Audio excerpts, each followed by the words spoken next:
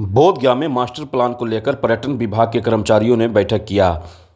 नगर परिषद बोधगया के सभागार में बैठक की अध्यक्षता नप के सभापति ललिता देवी ने किया। वहीं कार्यपालक पदाधिकारी अभिषेक आनंद भी मौजूद थे। पर्यटन विभाग से आए अनुराग पांडे ने कहा कि गया बोधगया में पर्यटन क्षेत्र को विकसित की जाएगी। वार्डों में किस तरह का इंफ्रास्ट्रक्चर होनी चाहिए, प्रत्येक वार्ड में शौचालय, पानी की व्यवस्था, लाइट, स्कूल, लाइब्रेरी और तालाब बनाने पर चर्चा किया गया। नगर परिषद के कार्यपालक पदाधिकारी अभिषेक आनंद ने अपने मंतव्य देते हुए कहा कि निरंजना नदी के बीचों बीच एक बुद्ध प्रतिमा स्थापित होनी चाहिए। सुजाता महारानी सिद्धार्थ गौतम को खीर खिलाते मुद्रा में प्रतिमा होनी चाहिए। इसके अलावा प्रतिमा के आसपास चारों तरफ पानी की ठहराव की व्यवस्था की जाए। इससे पर्यटकों को बढ़ावा मिलेगी। बोधगया जो भी पर्यटक आएंगे वे एक दिन यहाँ पर ज़्यादा ठहरेंगे। इससे यहाँ की व्यापार में बढ़ोतरी होगी। सभापति ललिता देवी ने उपस्थित सभी वार्ड पार्षद और उनके प्रतिनिधि का भी विकास की गति में सलाह ली। पार्षदों ने कहा कि सड़क पर लाइट की व्यवस्था, प्रत्येक वार्ड में एक एक तालाब बनवाने पर बल दिया गया। तो उसी तर्ज पे छोटे लेवल पे अच्छा खासा लेवल पे, हाँ, इस पे जो निरंजना नदी है, नदी के वो जगह देख लिया, जो मंदिर है उसी के सिद्ध में आसपास में बीच नदी में भगवान बुद्ध का प्रतिमा और सुजाता का खीर खिलाते हुए बड़ा जो 30 फीट 40 फीट का जो भी हो वो बने, और पूरा कुछ एरिया उसमें एक्वायर करना पड़े। गांव को जो भी हो तो सरकार सोचेगी कि गांव को कितना विस्थापित करना है, कहाँ पे उनको रिलोकेट करना है। तो उस जगह को आइडेंटिफाई करते हुए नदी में यदि बनता है तो ये भी एक टूरिज्म का एक हब हो सकता है।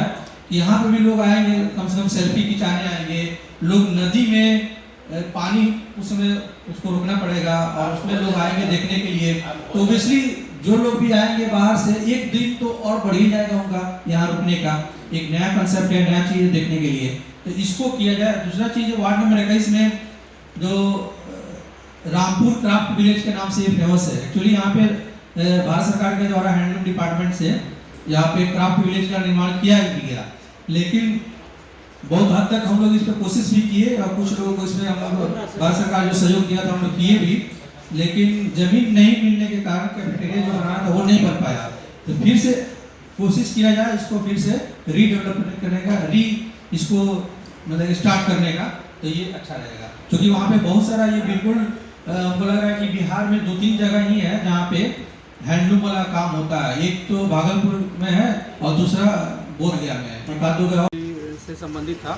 बोधगया में जो प्लान बनेगा, मास्टर प्लान, कहाँ पे पार्किंग होगा, कहाँ पे टॉयलेट होगा, टॉयलेट में पिंक टॉयलेट कहाँ पे होगा, और किस जगह पे लाइटिंग की व्यवस्था की कमी है, कहाँ पे और हम लोग रोड का चौड़ीकरण कर सकते हैं, रोड का विकास कर सकते हैं, नया कुछ चीज़ इंफ्रास्ट्रक्चर की कमी है उसको बनाने से संबंधित सारे पार्षद महोदय लोगों ने अपना अपना सजेशन दिया है। खासकर सीवरेज को लेके और ड्रेनेज सिस्टम को लेके, पेयजल समस्या को लेके, इन सारे समस्याओं पे बृहद रूप में चर्चा हुई है और चर्चा होकर कंपाइल होगा सारा समस्या।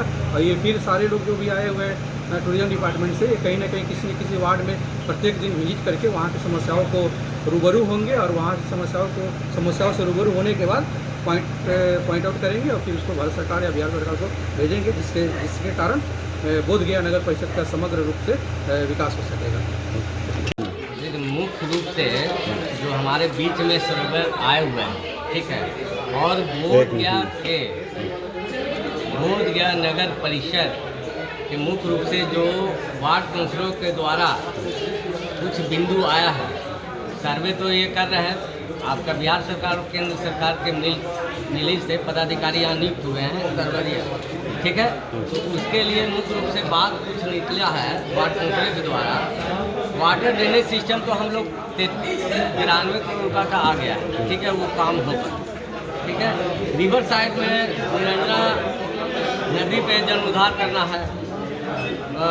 बकरौल साइड जो है पर्यटन के दृष्टिकोण से क्षेत्र है, उसको जलोद्धार करना है, ठीक है।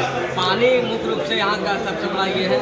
और 33 वार्ड में शौचालय, 33 वार्ड में हम लोग मांग किए हैं कि शौचालय होना चाहिए। 33 वार्ड में सामुदायिक भवन होना चाहिए और नल जल की सुविधा होना चाहिए। मुख्य रूप से बोधगया को देखते हुए, बोधगया पर्यटन दृष्टिकोण से क्षेत्र आता है, इंटरनेशनल जगह है, तो उसके देखते हुए यहाँ के स्थानीय लोगों के इसलिए हम लोग मांग किए हैं कि भाई कोई भी सिस्टम बनाइएगा, यहाँ के स्थानीयों को देखते हुए सिस्टम बनाएंगे। ऐसा नहीं कि सिस्टम बन जाए और हम लोग साइन भी करवा लिए हैं तो कल चल करके उसके ऊपर भाई अलग लोगों का सोच बने। तो यहाँ पे जो भी सिस्टम बनेगा यहाँ के स्थानीय लोगों को देखते हुए सिस्टम बनाना है। बस यही बिंदु के लेकर के सर्वेयर आए थे, हम लोग बैठक आज किए हैं। कहाँ से लोग आए, किस विभाग से आए हैं? विभाग तो आपका ये देखिए बता रहे हैं, टूरिस्ट विभाग। हाँ बता दीजिए गवर्नमेंट की तरफ से, थोड़ा लाउडली बोलिए। बिहार गवर्नमेंट की तरफ से विशेषकर बोध गया जो पर्यटन स्थल है अंतर्राष्ट्रीय, उसमें टूरिज्म किस तरह बढ़े इसके लिए एक एजेंसी को भेजा गया है। और हम वार्ड नंबर 25 में जो पार्षद हैं मुझसे स्पेशल सजेशन लिया गया है कि मेन टेम्पल जो एरिया है जो पूरे बोध गया को पूरे भारत में रिप्रेजेंट करता, उसमें क्या ऐसी सुविधाएं होनी चाहिए ताकि यहाँ से ज़्यादा टूरिस्ट आएँ और एक अच्छी छवि लेके यहाँ से जाएँ। उसी को देखते हुए हमने कई बिंदुओं को और जो कई सुविधाएं हैं जिससे बोध गया पूरी तरह से कमी है बोध गया में, उन कमियों को इंगित करके हमने बताया कि इन सुविधाओं को होना चाहिए।